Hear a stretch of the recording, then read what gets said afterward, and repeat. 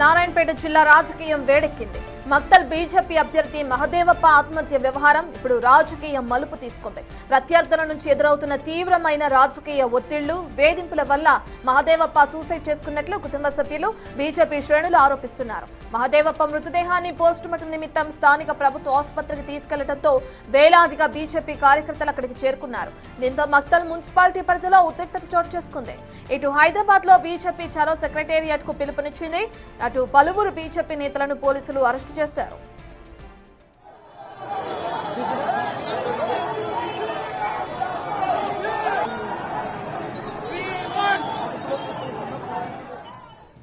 మహదేవప్ప ఆత్మహత్య కాదు, ముమ్మాటికి హత్య అన్నారు బీజేపీ చీఫ్ రామచంద్రరావు. పోలీసులు కాంగ్రెస్ కార్యకర్తల్లా పనిచేస్తున్నారని, బాధిత కుటుంబానికి న్యాయం చేయకపోతే తీవ్ర పరిణామాలు ఎదుర్కోవాల్సి ఉంటుందని హెచ్చరించారు. ఇక ఎఫ్ఐఆర్ ను మార్చాలని డిమాండ్ చేశారు. బాధిత కుటుంబానికి ప్రభుత్వం అండగా ఉంటుందని, సాయంగా 10 లక్షల సాయం ప్రకటిస్తామన్నారు. ఇటువంటి ఒక తప్పుడు పని చేయడానికి ప్రభుత్వానికి నాయకులు సిగ్గు ఉండాలి.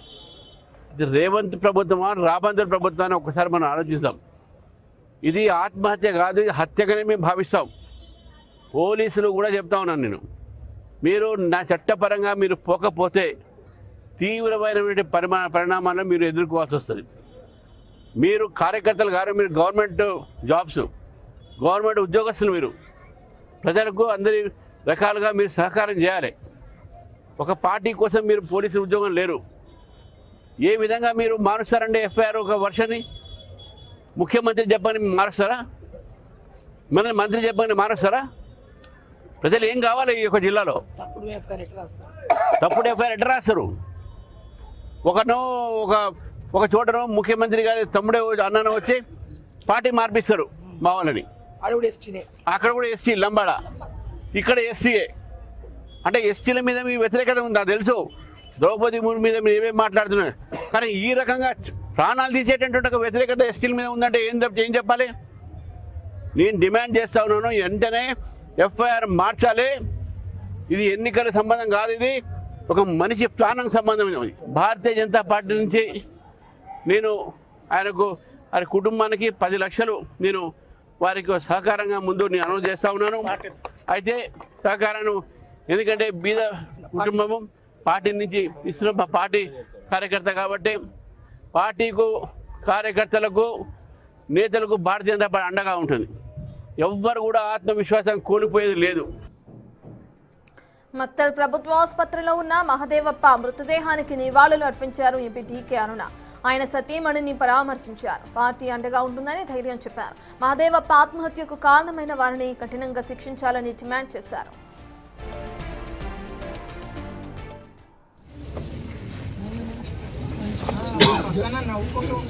ఇదే అంశంపై కిషన్ రెడ్డి లోక్సభలో ప్రస్తావించారు. ముఖ్యమంత్రి రేవంత్ రెడ్డి సొంత జిల్లాలో అధికార పార్టీ నేతలు దౌర్జన్యాలకు పాల్పడుతున్నారని అన్నారు. బీజేపీ అభ్యర్థిని వేధింపులకు గురిచేసి ఆత్మహత్యకు కారకులయ్యారని అన్నారు. మున్సిపల్ ఎన్నికల్లో ప్రజలను ప్రలోభాలకు గురిచేస్తున్నారని, యథేచ్ఛగా మద్యం, డబ్బులు పంచుతున్నారని ఆరోపించారు.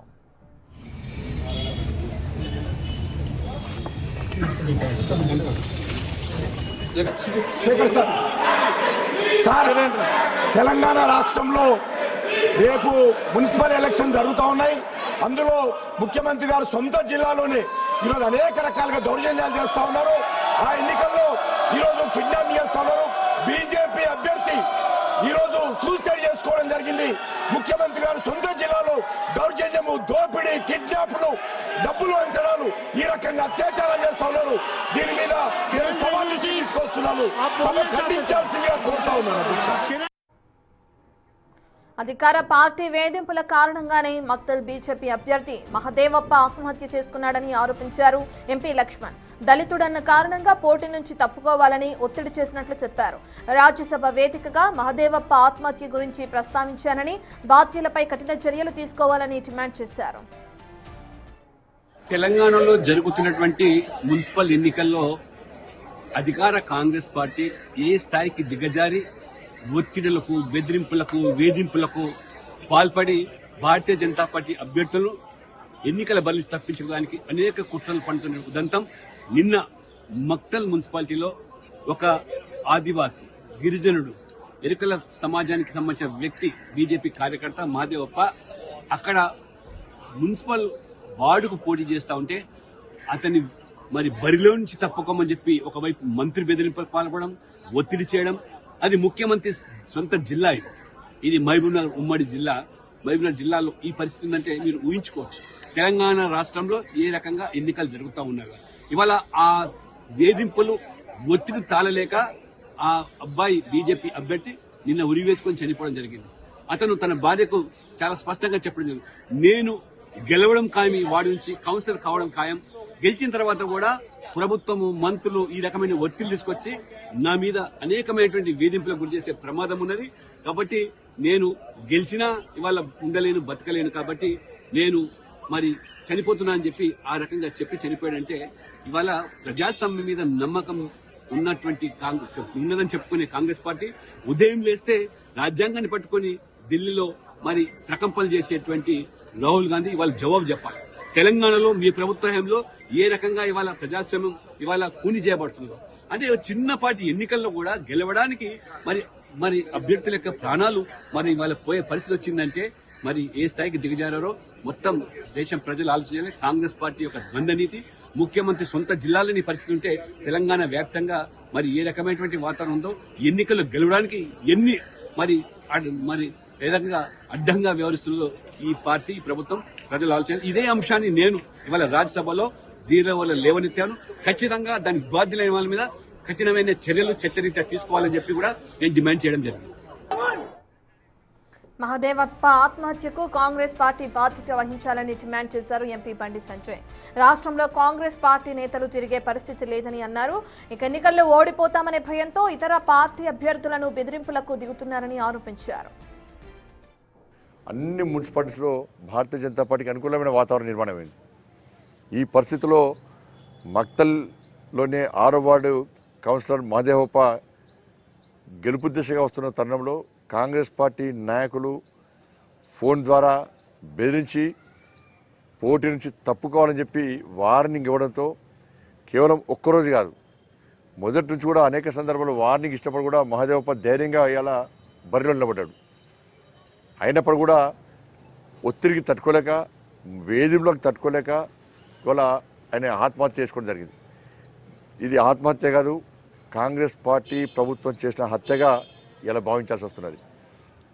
నేను ఒకటే హెచ్చరిస్తున్న కాంగ్రెస్ పార్టీ నాయకులకు, గతంలో బీఆర్ఎస్ పార్టీ ఇదే విధంగా అరాచకాలు చేస్తే భారతీయ జనతా పార్టీ కార్యకర్తలు ఎక్కడ భయపడలే, ఎక్కడ నిరాశ చెందలే. ఫామ్ హౌస్లో ఉన్న కేసీఆర్ను బయటికి గుంజుకొచ్చిన పార్టీ భారతీయ జనతా పార్టీ. కేసీఆర్ మెడలు వంచిన పార్టీ భారతీయ జనతా పార్టీ. ఇవాళ కేసీఆర్నే మెడలు వంచి బయటికి వచ్చిన వాళ్ళం మీ కాంగ్రెస్ పార్టీ ఎంత మాకు. ఇలా కాంగ్రెస్ పార్టీ మొదటి నుంచి కూడా మున్సిపల్ ఎన్నికల్లో నోటిఫికేషన్ వచ్చినప్పటి నుంచి కూడా అనేక ప్రాంతాల్లో భారతీయ జనతా పార్టీతో పాటు ఇతర పార్టీ కార్యకర్తలను ఎత్తుకపోవడం, బెదిరించడం, వాళ్ళ కుటుంబ సభ్యులు ఉద్యోగస్తుంటే వాళ్ళకు వార్నింగ్లు ఇవ్వడం, పోటీ నుంచి తప్పించే ప్రతి చేయడం. చేతగాని దద్దమ్మ పార్టీ కాంగ్రెస్ పార్టీ. వాళ్ళ మీకు ధైర్యం ఉంటే, మీకు చీము నెత్తురుంటే డైరెక్ట్ బరిలో దిగి మీకు గెలిపేదో చూపట్టండి. పిరికి పందల లెక్క, సేవ చేసిన లెక్క, చాతగానో లెక్క ఇప్పుడు భారతీయ జనతా పార్టీ కార్యకర్తలను వేధింపులకు గురి చేస్తే ఇవాళ తగిన గుణపాఠం చెప్తాం. భయపడే ప్రసక్తి లేదు. మీ ఏం కాదు, కాంగ్రెస్ పార్టీతో ఏం కాదు. ప్రజలు రోడ్ల మీద తిరిగిపడే పరిస్థితి ఉన్నది. తిరుగుమని రాష్ట్ర ముఖ్యమంత్రిని తిరుగుమని చెప్పి రోడ్ల మీద తిరుగుమని చెప్పాను. మీ మంత్రులను రోడ్ల మీద తిరుగుమని చెప్పాను. రాళ్లతో కొట్టే పరిస్థితి వచ్చింది తెలంగాణ రాష్ట్రంలో. బీజేపీ ఆరోపణల్ని కాంగ్రెస్ నేతలు తీవ్రంగా ఖండిస్తున్నారు. బీజేపీ అంతర్గత ఒత్తిడి కారణంగానే మహదేవప్ప ఆత్మహత్య చేసుకున్నట్లు తమకు అనుమానాలు ఉన్నాయని అన్నారు. దళిత వ్యక్తి ఆత్మహత్యకు రాజకీయ లబ్ధి కోసం వాడుకోవటం సిగ్గుచేటన్నారు. డీకే అరుణ, రామచంద్రరావు బాధ్యత వహించాలని డిమాండ్ చేశారు.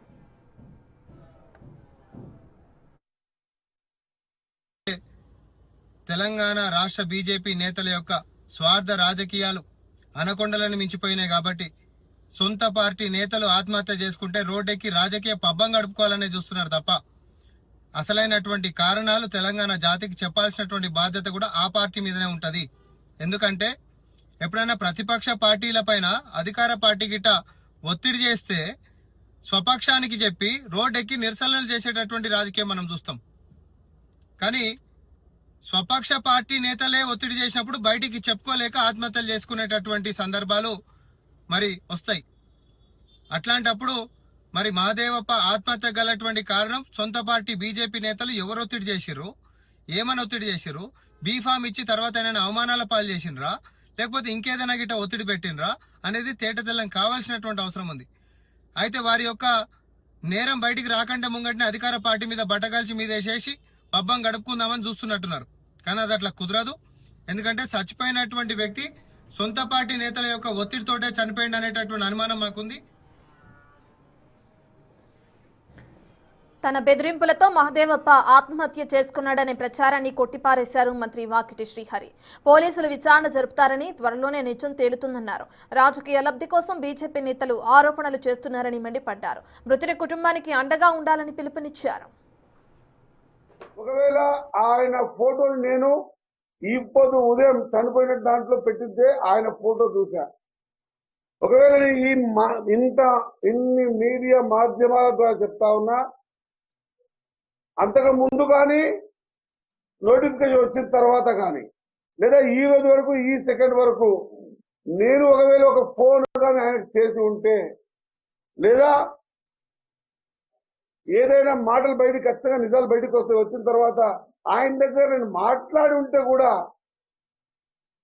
చట్టపరంగా ఏ శిక్షకైనా నేను కూడా అర్హున్నే.